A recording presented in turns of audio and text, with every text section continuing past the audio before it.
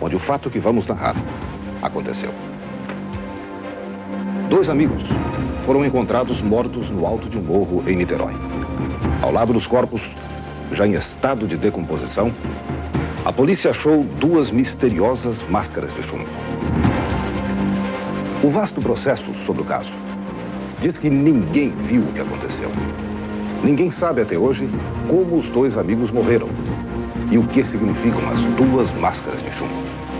Eu jamais vi qualquer referência em que os pesquisadores tivessem uma morte tão dramática, insólita e com tantos comemorativos distorcidos.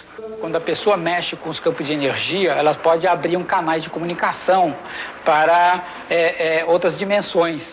Mas ao chegar ao local, eu me surpreendi com um novo mistério.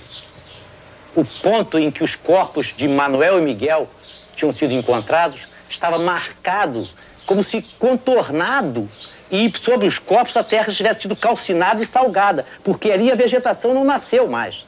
Mas até que ponto o mistério das máscaras de chumbo é realmente um mistério? Ou seria, na verdade, uma grosseira negligência das autoridades da época?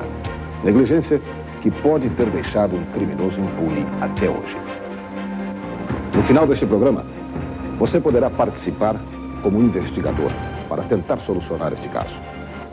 Você terá um telefone, uma linha direta para chamar, dar pistas, nos ajudar, indicar qualquer coisa que leve à solução deste caso.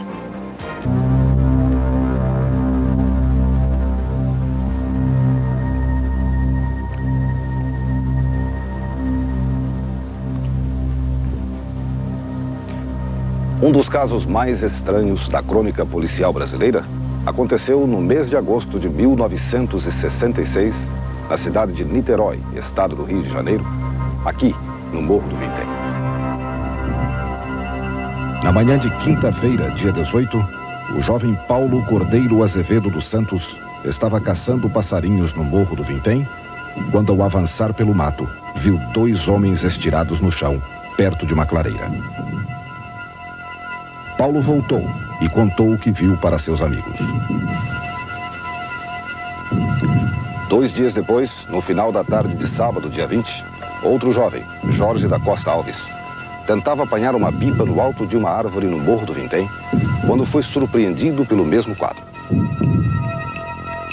Para Jorge, entretanto, não havia dúvida. Os 2 estavam mortos.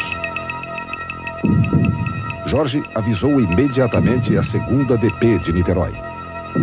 Na manhã seguinte, policiais daquela delegacia, do Corpo de Bombeiros, alguns curiosos e jornalistas subiram o Morro do Vintém para resgatar os corpos. O local era deserto. E próximo aos 2 corpos, já em adiantado estado de putrefação, havia um misterioso marco de cimento. A polícia encontrou ainda uma garrafa de água mineral magnesiana, papel laminado que estava sendo usado como copo, um embrulho de papel contendo 2 toalhas, um par de óculos de aro preto com uma aliança enfiada numa das hastes e o detalhe mais estranho de todos, 2 toscas máscaras de chumbo. O inusitado do caso não parava por aí. Junto aos corpos, a polícia também encontrou um papel com uma equação básica de eletrônica, representando a energia movida por uma resistência e a potência elétrica de uma resistência. E uma anotação numa folha pautada, onde se lia: 16h30, estar no local determinado. 18h30, ingerir cápsula. Após efeito, proteger metais. Aguardar sinal. Máscara. Pelos documentos encontrados com as vítimas, foi possível sua imediata identificação. Eles eram os eletrotécnicos Miguel José Viana, 34 anos de idade, casado, natural do estado do Rio de Janeiro. E Manuel Pereira da Cruz, 34 anos, também casado, natural do Espírito Santo. Miguel e Manuel moravam em Campos, estado do Rio de Janeiro. Eram grandes amigos e sócios numa pequena oficina de consertos de aparelhos de TV. No dia 17 de agosto, os dois disseram às suas famílias que tinham de ir para São Paulo, comprar um carro e peças para o estoque da oficina. Na verdade, seu destino era outro. Para a mulher de Manuel, principalmente, foi fácil acreditar na história, pois na noite anterior tinha ajudado o marido a embrulhar 2.300.000 cruzeiros, cerca de $1.000 na época, para levar na viagem. Pouco antes das 9 horas do dia seguinte, Miguel e Manuel chegaram à rodoviária de Campos. Mas, como mostram estas duas passagens que fazem parte do processo, embarcaram para Niterói e não para São Paulo, como haviam dito em casa. Para se entender este quebra-cabeça responsável pela misteriosa morte de Miguel e Manuel, é importante que se conheça cada minuto, cada passo e cada local em que os dois amigos estiveram em Niterói antes de subirem o Morro do Vintém. E foi o que a polícia fez.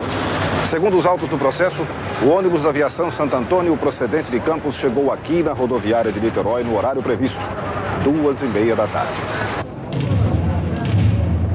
Cerca de 50 minutos depois, Miguel e Manuel chegaram à loja de materiais eletrônicos Fluscop, na rua Dr. Bormann, no centro de Niterói, onde conversaram com o proprietário, Hernani Teixeira de Carvalho Filho. Agora, observem este detalhe. Hernani estivera com Miguel e Manuel em Campos 4 dias antes de viajarem para Niterói. No depoimento de Hernani, entretanto, ele disse apenas que Miguel e Manuel eram 2 clientes que apareciam de vez em quando, mas que naquele dia estiveram em sua loja, mas não compraram nada.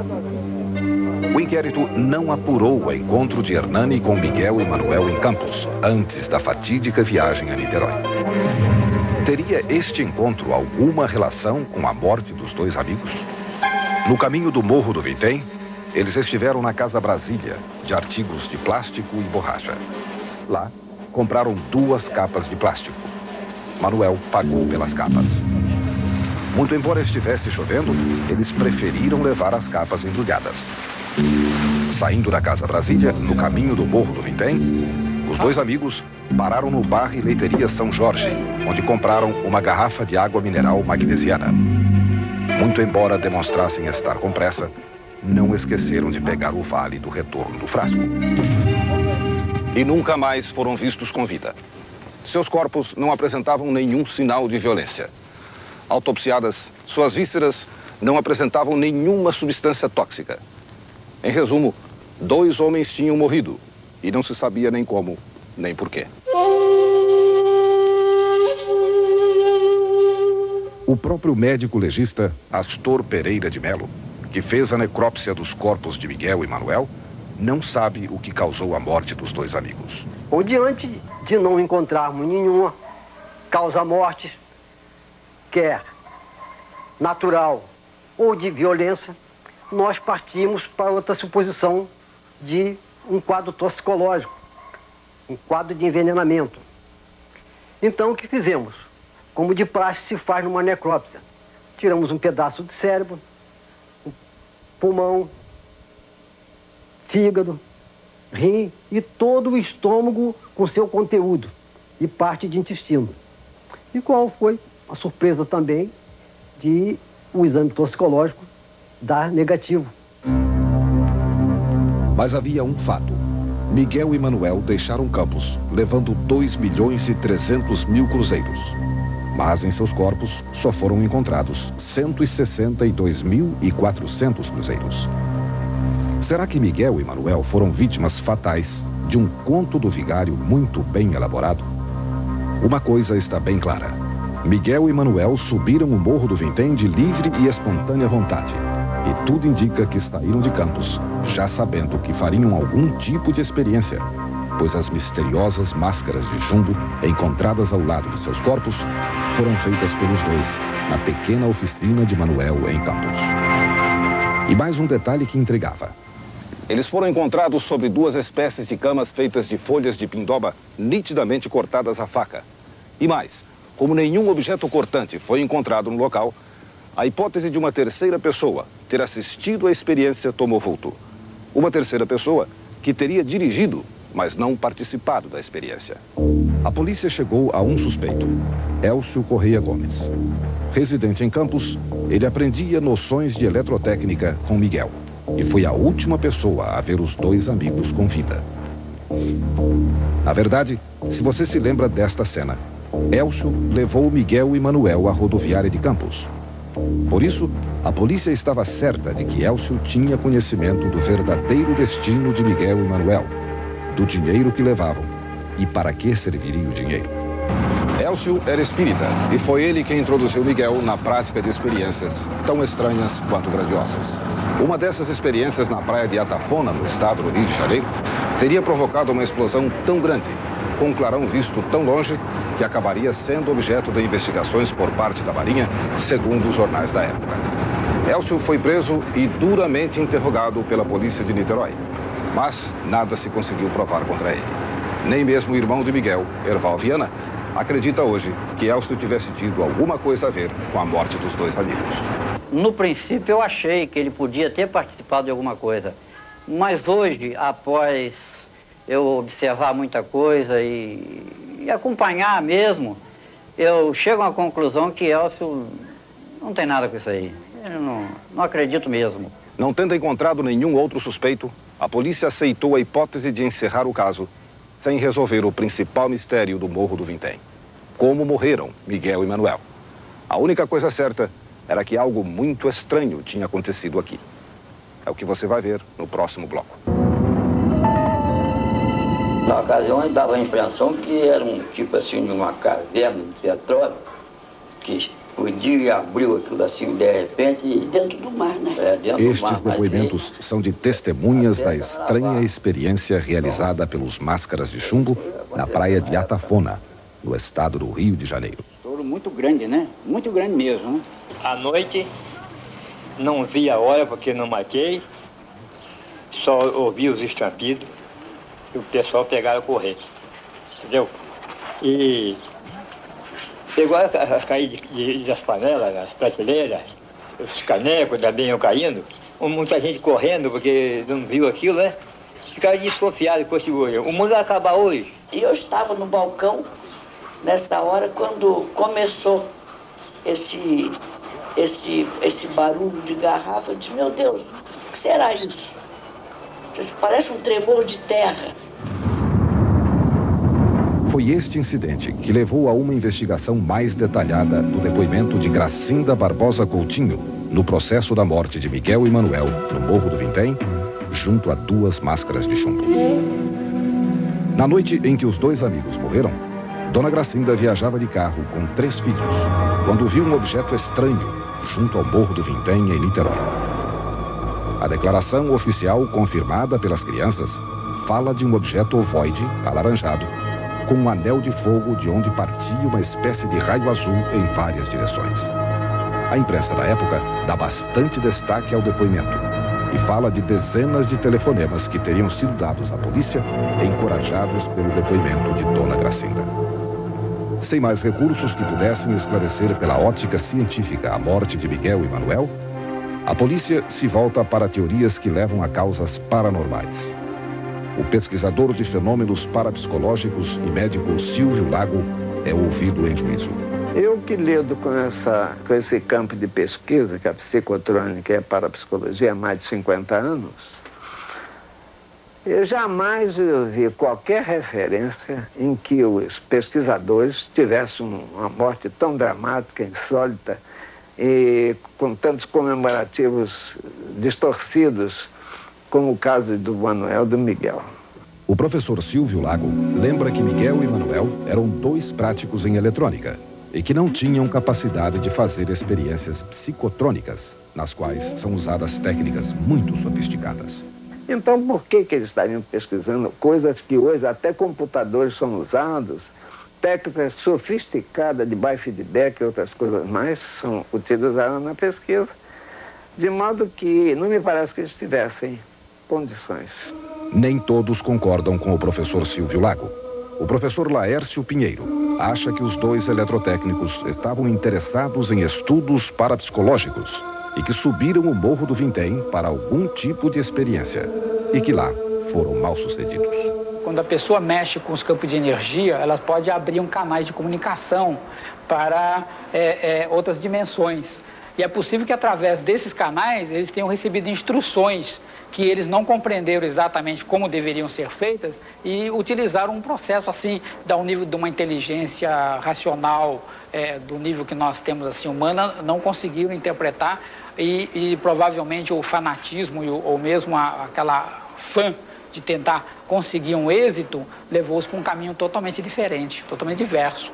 O ufólogo Aurélio Zaluar acompanhou de perto o caso das máscaras de chumbo, desde o aparecimento dos corpos de Miguel e Manuel. Autor de muitos trabalhos sobre o caso, até hoje ele mantém o seu ponto de vista da época. Nós temos plena certeza de que houve alguma interferência fora da Terra, fora do que normalmente se defendeu no processo. Por várias razões. É muito difícil dois homens subirem ao alto do morro para, inclusive um morro deserto, onde os bombeiros tiveram dificuldade de subir naquela época, confeccionar em casa 2 máscaras de chumbo para colocar sobre os olhos, comprar 2 capas de borracha, comprar a água mineral para tomar determinados comprimidos e depois esse caso ser tratado como um simples latrocínio. Acredito eu que eles tinham um encontro marcado ou sabiam de algum acontecimento lá naquele morro e foram para lá para surpreender alguma nave, alguma coisa que chegaria lá naquela noite, que eles saberiam disso. E, de repente, esses próprios seres que chegaram lá, não sabendo da presença deles, não puderam defendê-los de qualquer agressão de aparelhos ou de radioatividade que eles possuíssem. Mas um repórter policial que acompanhou o caso, Mário Dias, do Diário do Povo de Niterói, está convencido de que o crime nada tem a ver com seres de outros planetas. Sinceramente, eu não acredito que seres de outro planeta ou seres extraterrenos tenham praticado a morte ou as mortes, ou tenham qualquer ligação com as mortes de Miguel José Viana e Manuel Pereira da Cruz. Eu acho que foi gente aqui da Terra mesmo. E acho e tenho certeza, porque o curso das investigações me revelaram isso através dos 23 anos que a gente busca desvendar esse mistério. Com tantas explicações para o mistério das máscaras de chumbo, mas sem conseguir identificar um responsável pelas mortes de Miguel e Manuel, a polícia de Niterói parecia disposta a aceitar o arquivamento do processo. Mas um homem, o promotor Edmo Lutherbach, não se deu por satisfeito. Ele refutou os argumentos de que os 2 amigos poderiam ter sido vítimas de experiências parapsicológicas mal-sucedidas, afirmando que havia ainda muitos pontos obscuros que precisavam ser esclarecidos. Lutherbach observou que os laudos de necrópsia, além de uma série de imprecisões, estavam rasurados. Que um dos peritos, cujo nome não revelou, mudou de ideia e não quis deixar seu nome no documento. Vejam o detalhe. Este nome foi raspado e substituído pelo de outro legista que já morreu. E mais, o que continham as tais cápsulas ingeridas por Miguel e Manuel? Seria uma substância impossível de ser detectada 72 horas após as mortes? Ou houve mesmo negligência grave na autópsia? Erval Viana, irmão de Miguel, fez graves revelações sobre o que teria acontecido quando chegou ao Instituto Médico Legal para cuidar da remoção dos corpos. E lá o Maneca, o elemento que ajuda na necrópsia, havia me informado de que ele havia feito o trabalho nos corpos, tirado os órgãos, tirou a ponta das vísceras para exame porque no bilhete que havia sido encontrado com os corpos falava em ingerir cápsula, ele calculou que existisse algum corrosivo, um veneno, uma coisa assim, né? E que o médico não estava lá, inclusive não tinha aparecido lá já há alguns dias, e ele então adiantou o serviço. Tirou os órgãos, cortou parte das vísceras, um pedaço lá para exame, e encaminhou para o laboratório. E o restante ele havia incinerado.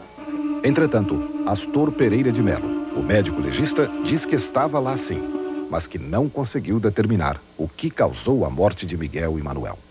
Porque a parte do médico legista é o quê? É chegar a uma conclusão de causa-morte, examinar o cadáver. Ora, se existe alguma suposição, alguma suspeita de alguma coisa, o que cabe realmente à justiça novamente? Pedir a exumação do cadáver. E assim foi feito.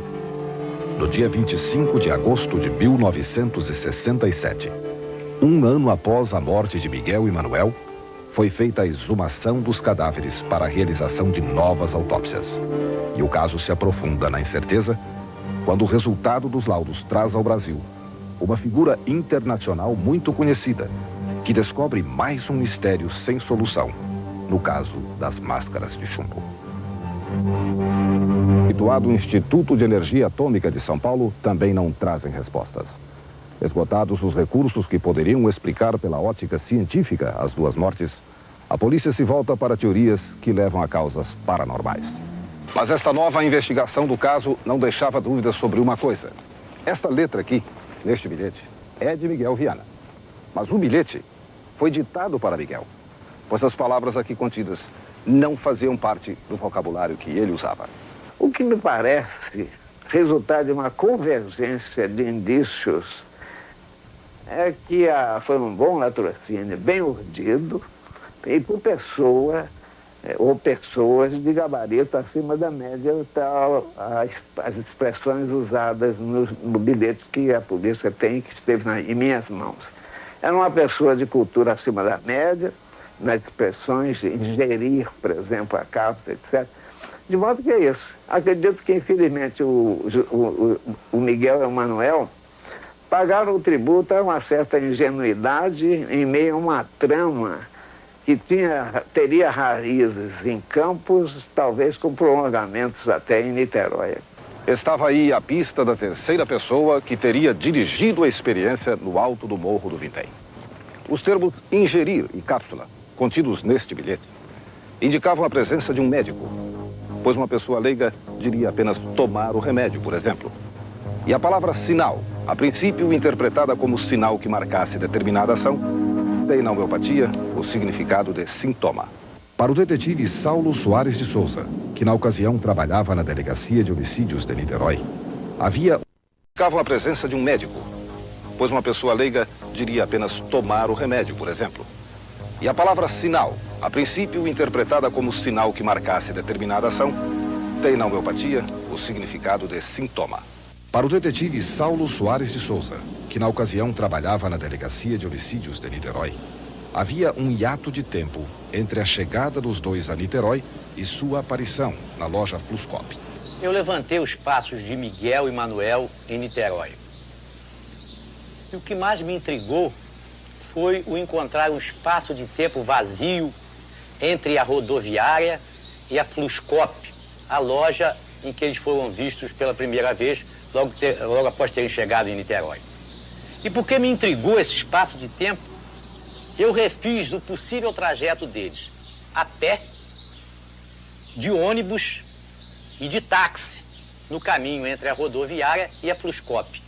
E de todos esses modos eu encontrei um espaço de tempo vazio. Logo, eles teriam estado em algum ponto antes de chegarem à Fluscop. No caminho entre a rodoviária de Niterói e a loja Fluscop, havia uma instituição ligada a estudos paranormais, dirigida por um médico homeopata espírita, muito conhecido por suas apresentações na TV e de grande influência na sociedade niteroiense. Será que, insatisfeitos com os resultados das experiências realizadas em Campos e Atafona, Miguel e Manuel teriam procurado alguém de prestígio que pudesse guiá-los numa nova tentativa? Havia nos autos referência a rapazes que teriam sido interpelados por um homem louro e de sotaque estrangeiro, que perguntava insistentemente pela picada que deveria subir para chegar ao alto do Morro do Vintém. Isto ocorreu poucos dias antes da morte de Miguel e Manuel. A descrição do homem louro correspondia à do zelador da instituição ligada a estudos paranormais. Ele era também técnico de TV e frequentador da loja Fluscop. No entanto, a ligação entre a instituição de estudos paranormais e do médico homeopata com a morte de Miguel e Manuel nunca passou do campo das suposições. Sem provas, a história nem chegou a fazer parte dos autos, assim como tantas outras suposições levantadas na época. Sem conseguir uma conclusão para o caso, A Justiça arquiva o inquérito sobre a morte dos dois eletrotécnicos em maio de 1969. O arquivamento do processo pela Justiça foi estranho, foi atípico. A regra geral nesses casos é que o processo vá da polícia para juízo, volte de juízo para a polícia até o tempo de sua prescrição, que seria, no caso, 20 anos. Mas 2 anos e pouco após o fato, a própria Justiça pediu, através do Ministério Público e, por intermédio do juiz que comandava o feito, foi arquivado. Em 1980, um novo acontecimento ressuscita o caso das máscaras de chumbo.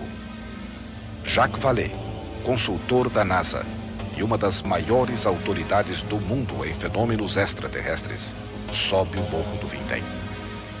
Vallée, que inspirou o personagem vivido por François Truffaut no filme Contatos Imediatos do Terceiro Grau, disse que até hoje não chegou a uma conclusão sobre o caso. Mas as pessoas que o acompanhavam partilharam da surpresa que o esperava no alto do morro.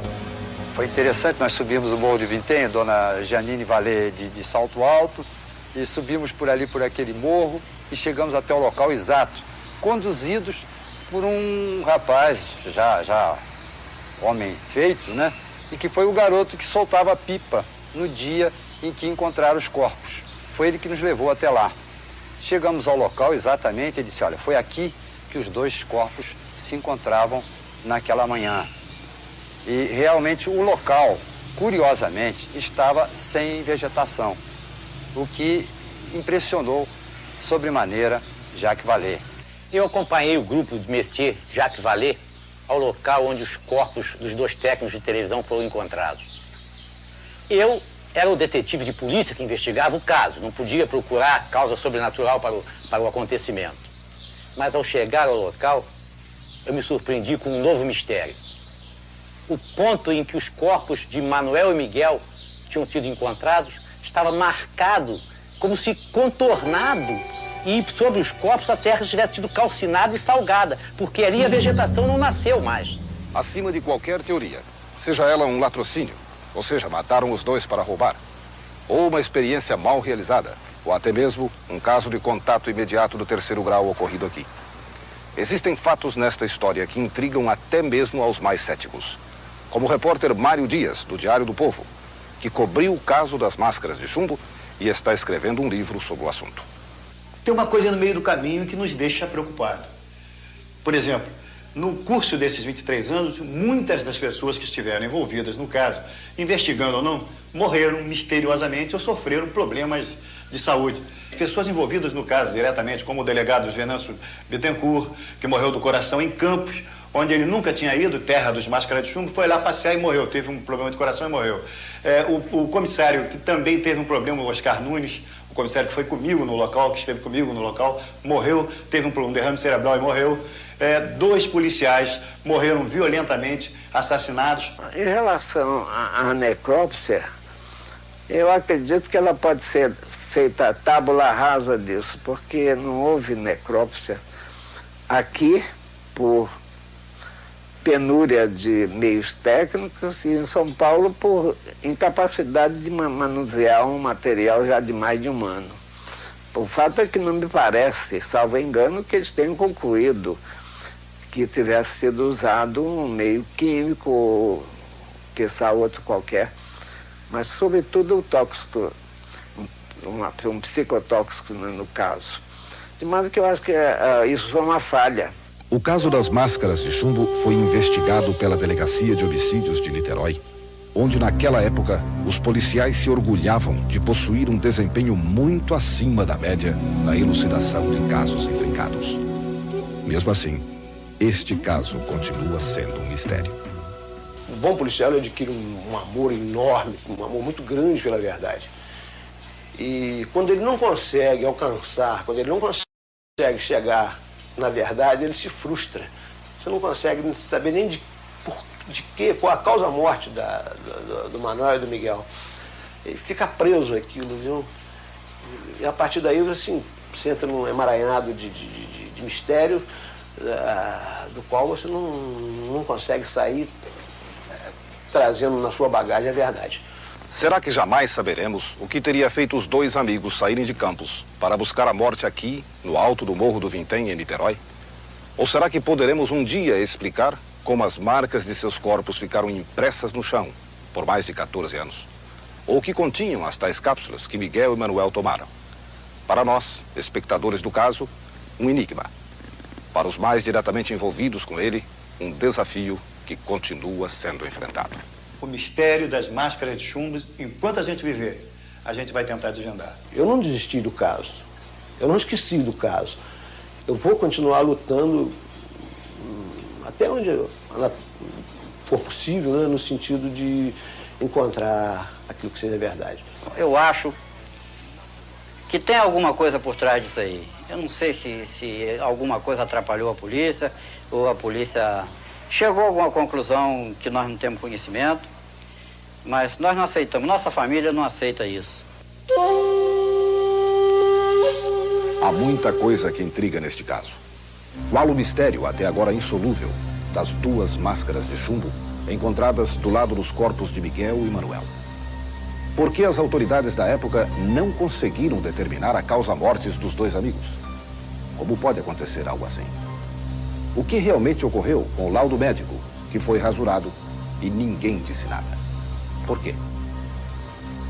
Por que será que a vegetação não cresceu onde os dois corpos foram encontrados, causando surpresa até mesmo a um pesquisador internacional da categoria de Jacques Vallée? Se você conhece alguma coisa sobre o mistério das máscaras de chumbo, se você sabe o que aconteceu com Miguel e Manuel, ligue para a linha direta. O telefone é 021 286 7722. A sua informação será muito importante. Sua identidade será mantida em absoluto sigilo. Você poderá evitar que um criminoso fique impune. Ou ainda, poderá pôr um fim no mistério das máscaras de chumbo. O telefone da linha direta é 021 286 7722.